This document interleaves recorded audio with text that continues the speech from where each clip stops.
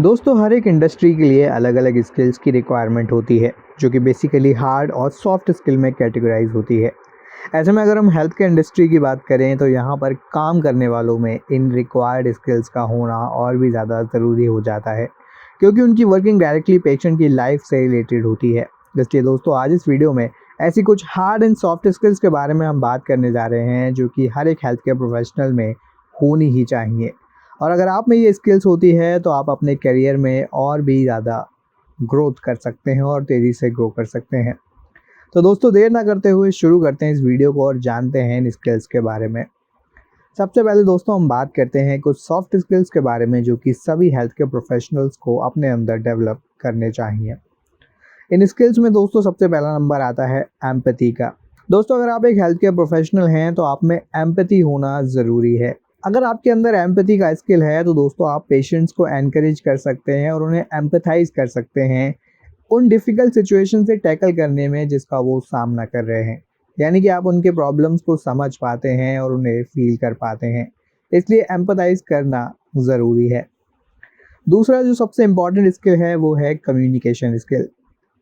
दोस्तों वैसे तो कम्युनिकेशन हर एक वर्क प्लेस में ही इम्पॉर्टेंट होती है लेकिन हेल्थ केयर में इसका रोल और भी ज़्यादा बढ़ जाता है। दोस्तों कम्युनिकेशन स्किल्स में वर्बल, नॉन वर्बल और रिटन कम्युनिकेशन सभी इंक्लूडेड रहते हैं और इफेक्टिव कम्युनिकेशन केवल आपके वर्ड चॉइस पर ही नहीं बल्कि आपके डिमीन्योर, आपके बोलने का तरीका, आपका आई कांटेक्ट, आपकी बॉडी लैंग्वेज, इन सभी पर निर्भर करता है। ऐसे में ज़रूरी है कि आप इन सभी को अच्छे से समझें और जाने कि किस समय ना चाहते हुए भी आपकी बॉडी लैंग्वेज, आपके नॉन वर्बल क्यूज़ और आपकी टोन आपके बारे में क्या बता रही है।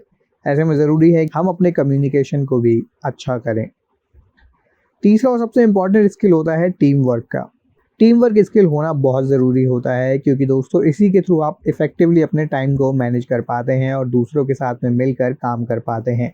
हेल्थ केयर में अगर आप दूसरों के साथ मिलकर काम नहीं कर पाते हैं तो बहुत लंबे समय तक आपके लिए हेल्थ केयर में सर्वाइव करना मुश्किल हो सकता है।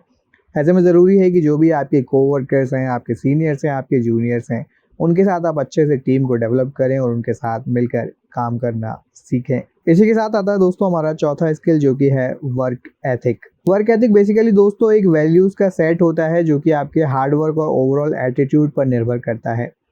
दोस्तों वर्क एथिक में और भी कई सारे कंपोनेंट होते हैं जैसे कि आपकी पंक्चुअलिटी, आप समय के कितने पाबंद हैं, आप कितने प्रोफेशनलिज्म को फॉलो करते हैं, आपका ओवरऑल एटीट्यूड क्या है और आपका बिहेवियर क्या है लोगों की तरफ। क्योंकि दोस्तों हेल्थ केयर इंडस्ट्री में कभी भी आपको अपनी क्योंकि हेल्थ केयर इंडस्ट्री में दोस्तों आपको सिर्फ आप 9 से 5 की जॉब पर ही निर्भर नहीं रहते, कई बार आपको एक्स्ट्रा टाइम भी देना होता है। ऐसे में ज़रूरी है कि आप अपने वर्क एथिक को फॉलो करें और कभी भी अपने बिहेवियर और एटीट्यूड में ऐसे चेंजेस लेकर ना आएँ जिसके चलते आपके काम के ऊपर इसका प्रभाव पड़े। इसके बाद आता है दोस्तों हमारा अगला स्किल जो कि है स्ट्रेस मैनेजमेंट। दोस्तों हेल्थ केयर में कई बार पेशेंट की लाइफ खतरे में होती है। ऐसे में हेल्थ केयर वर्कर पर काफ़ी प्रेशर रहता है तो दोस्तों इसलिए एक हेल्थ केयर प्रोफेशनल को स्ट्रेस मैनेजमेंट भी आना चाहिए जिससे कि वो इस प्रेशर को हैंडल कर सके और इस तरह की सिचुएशन से डील कर सके। इसके बाद दोस्तों जो हमारे अगले दो सॉफ्ट स्किल्स आते हैं उनमें शामिल है पॉजिटिव एटीट्यूड और दूसरा होता है फ्लेक्सिबिलिटी।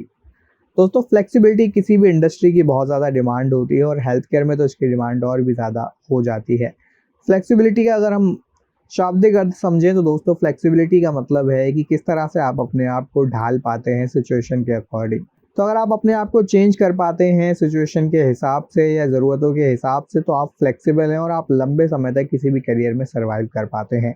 तो फ्लेक्सिबिलिटी होना बहुत ज़रूरी है, इसी के साथ में पॉजिटिव एटीट्यूड रखना भी ज़रूरी है। तो ये दोस्तों कुछ सॉफ्ट स्किल्स हैं जो कि आपको ज़रूर सीखने चाहिए एक हेल्थ केयर प्रोफेशनल्स के तौर पर। आइए अब नज़र डालते हैं कुछ हार्ड स्किल्स के ऊपर। हार्ड स्किल्स में दोस्तों जो सबसे पहला स्किल है वो है नॉलेज होना रेगुलेटरी प्रैक्टिसेस की। चार्ट के रिक्वायरमेंट्स की आपको नॉलेज होनी चाहिए। स्टेट सर्वे रेडीनेस आपके अंदर होनी चाहिए। हेल्थ केयर कंप्यूटर सिस्टम और डेटाबेस के बारे में आपको ज़रूर सीखना चाहिए। पेशेंट डेटा को कैसे एनालाइज करना है ये भी आपको अच्छे से सीखना चाहिए, साथ ही साथ में किस तरह से वाइटल साइंस को आपको मॉनिटर करना है। तो ये कुछ दोस्तों हार्ड स्किल्स हैं जो कि एक हेल्थ केयर प्रोफेशनल के तौर पर आपको काफ़ी कुछ प्रोवाइड करते हैं। तो दोस्तों ये थे कुछ स्किल जो कि आपको ज़रूर सीखने चाहिए एक हेल्थ केयर प्रोफेशनल के तौर पर, स्पेशली अगर हम बात करें सॉफ्ट स्किल्स की। तो इस वीडियो को लेकर आपकी क्या राय है, let us know in the comment section. Video पसंद आया हो तो लाइक और शेयर करें और चैनल को सब्सक्राइब ज़रूर करें। तब तक के लिए आप सभी का धन्यवाद।